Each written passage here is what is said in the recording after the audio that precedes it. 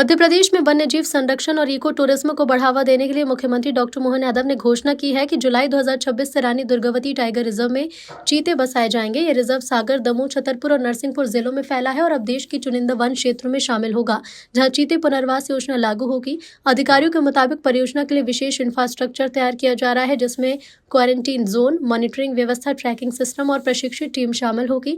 मुख्यमंत्री ने कहा कि योजना न केवल जैव विविधता को मजबूत करेगी, बल्कि स्थानीय लोगों के लिए पर्यटन और गाइडिंग सेवाओं में रोजगार बढ़ाएगी और होटल, रिसोर्ट और अन्य सेवाओं में निवेश को बढ़ावा मिलेगा। परियोजना से राष्ट्रीय और अंतर्राष्ट्रीय स्तर पर क्षेत्र की पहचान मजबूत होने की संभावना है।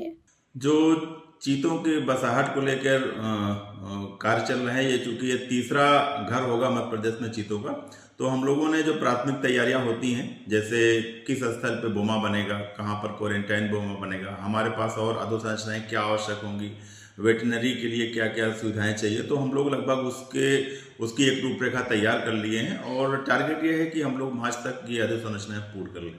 सर, इसमें कितने गांव विस्थापित हो रहे हैं और अब तक कितने हो चुके हैं? जो हमारा अगर पूरा देखा जाए कि 93 गांव इस टाइगर रिजर्व में थे, तो अभी हम लगभग इस मार्च तक जो हमारा टारगेट है, लगभग हम 53 गांव तक पहुंच जाएंगे विस्थापन के उसमें। उसके बाद जो दमोह के जिलों में और सागर जिलों में गांव बचेंगे, उसको क्रमवार जैसे जैसे गांवों की सहमति मिलेगी हम विस्थापन कार्य पूर्ण करेंगे। सर, टाइगर रिजर्व में चीतों के आने के बाद क्या कुछ नया माहौल देखने को मिलेगा?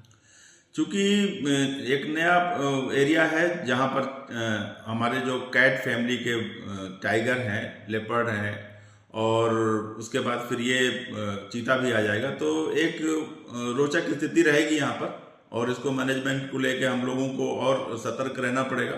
तो उस हिसाब से हम लोग अपना प्रिपरेशन जो खासकर है उसकी सुरक्षा, उसके रहवास का विकास और जो प्रे बेस है उसका जो भोजन है, तो सबके लिए हम लोग हर दिशाओं में इसका हम लोग प्रयास कर रहे हैं कि जो ये बसाहट है ये सफल हो।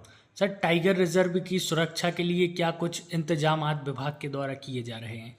सुरक्षा सबसे महत्वपूर्ण बिंदु होता है संरक्षित क्षेत्रों को में वन्य जीवों की सुरक्षा के लिए। इसमें हम लोग सबसे इम्पोर्टेंट जो हमारे टीम है, हमारे हर बीट में फॉरेस्ट गार्ड रहे हैं, उनको रहने का अच्छा रहे और कनेक्टिविटी रहे। कनेक्टिविटी में हमारा वायरलेस नेटवर्क हम उसको सुदृढ़ करने जा रहे हैं, रोड नेटवर्क है उसको सुदृढ़ कर रहे हैं।